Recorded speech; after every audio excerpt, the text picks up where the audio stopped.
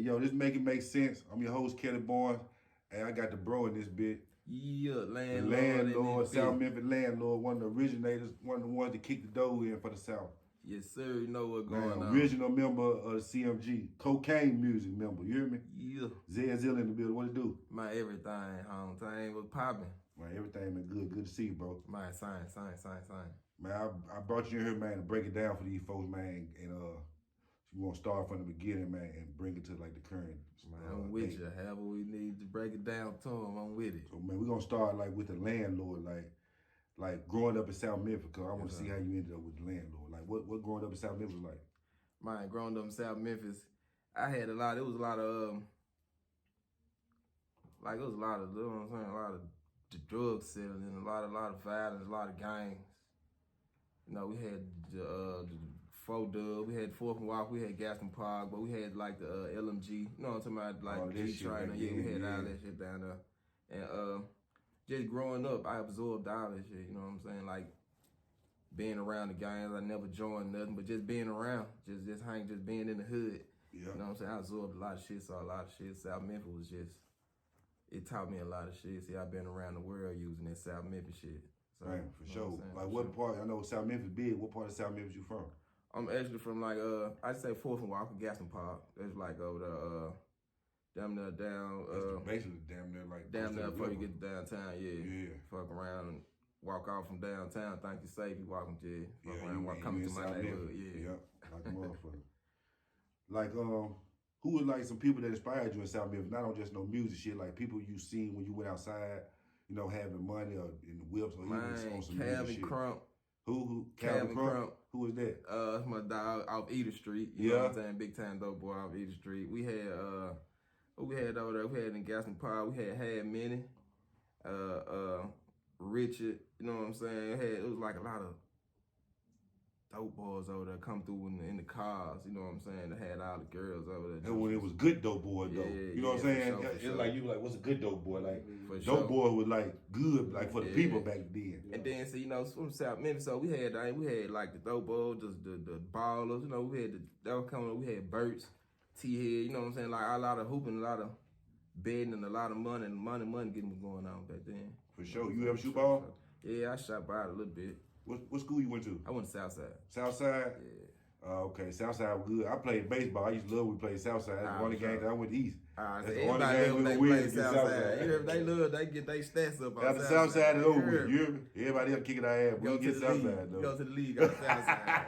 Show them the tape. We just played Southside about 7 times. You hear me? We did better. Who was the best basketball player that ever come out of South Memphis?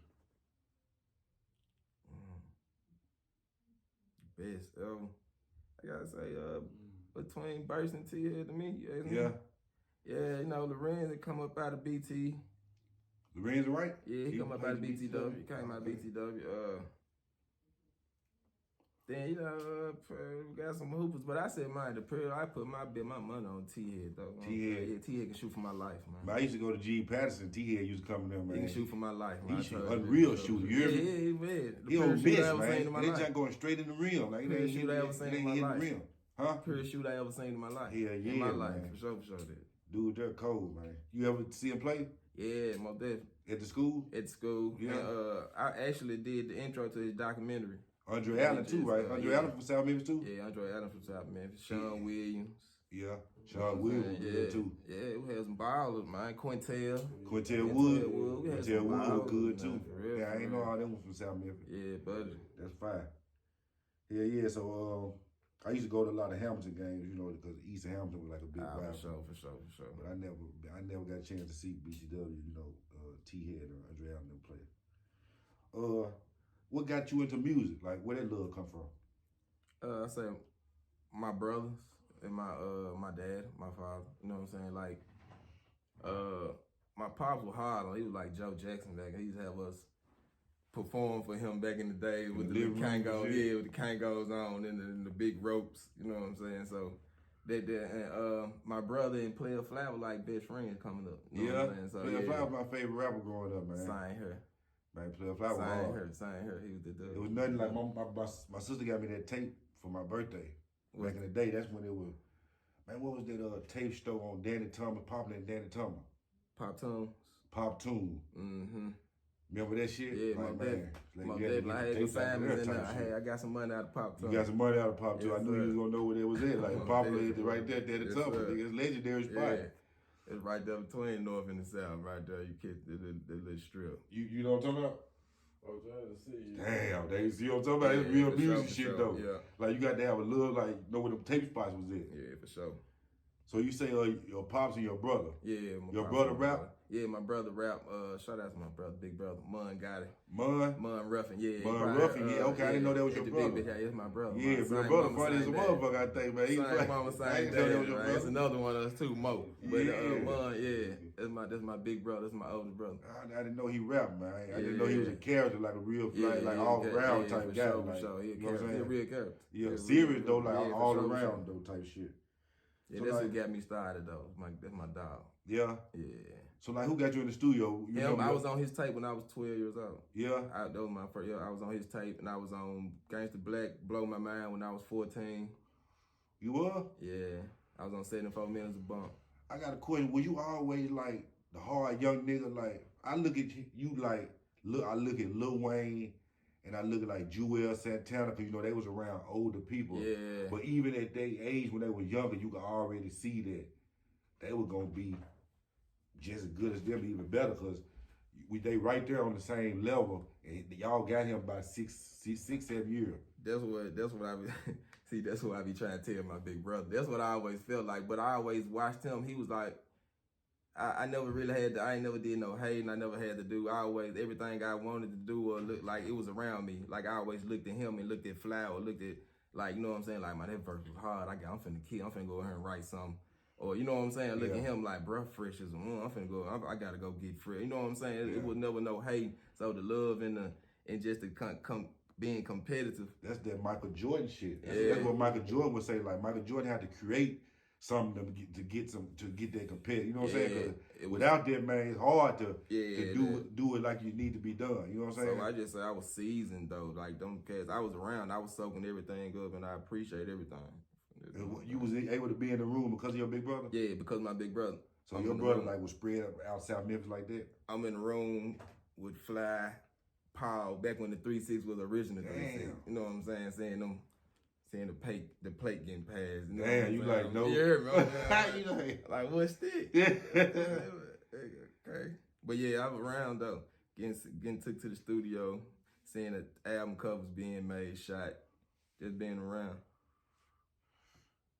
Who your favorite legend like coming out of South Memphis for music? Fly about that. Fly? Yeah. What made you knew you had it? Like, was you in the studio like rapping with them and they was like, man, you got it? Cause I'm sure like at a young age, if you heard that from like your favorite rapper. Yeah, that's something I ain't heard from him until, I still ain't heard it from, but I had a listening party and I had to let him listen to a couple of my records. And then he finally went on ahead and said, but I'm sure he said, he said he you know what I'm saying? I'm sure that's something he been finally wanting to say, but you know what I'm saying? But because I'm like protege. Yeah. You know what I'm saying? Kind of like, look at my young nigga. I ain't know that. You know what I'm saying? Yeah.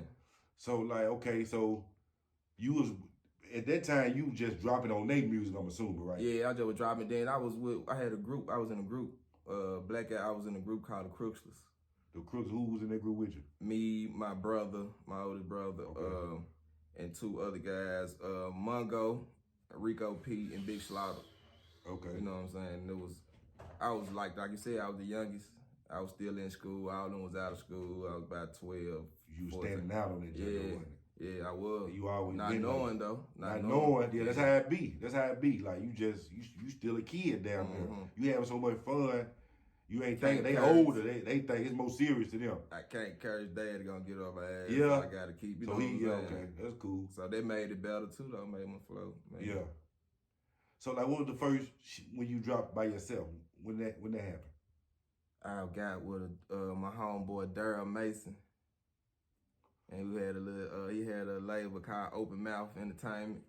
Okay. And he believed in me enough to help me drop my first solo tape, and it was called The Franchise.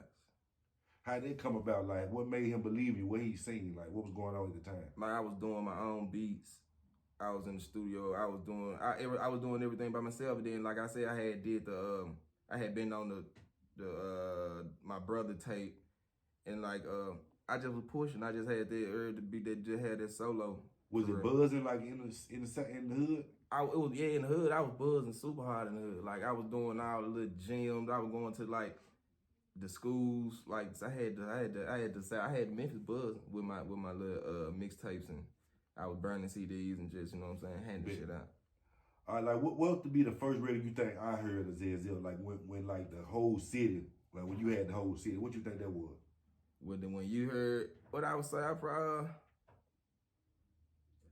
of course, I would say something probably had to be with God. What, Nightlife? Nightlife. What was it? Or was it further on down? I'm So Hoodie or some shit like that. So you was on that? I'm not talking about I'm So Hoodie. I'm So Hoodie. Okay. You know what I said? I'm So Hoodie. Yeah, nah. So okay, you said so probably with God. Like how you link up with God? How that happen? I had a show at it was downtown. I had a show downtown, and he popped up at the show. He showed up at the. He came to see you? Yeah, man. He had been hearing about you? Yeah.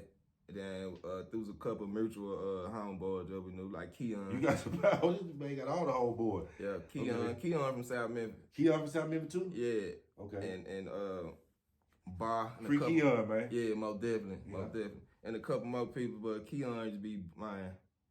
Keon grew up out there Zilla. He seen it in you. Yeah, Keon grew up It out be here. like that, like he was your favorite, like you was his favorite. Yeah. He like, man, He like, he yo, pushing like, it who for you real. listening to? Who you listening to, young nigga? This that Zilla. This that young. Yo end up coming to the show.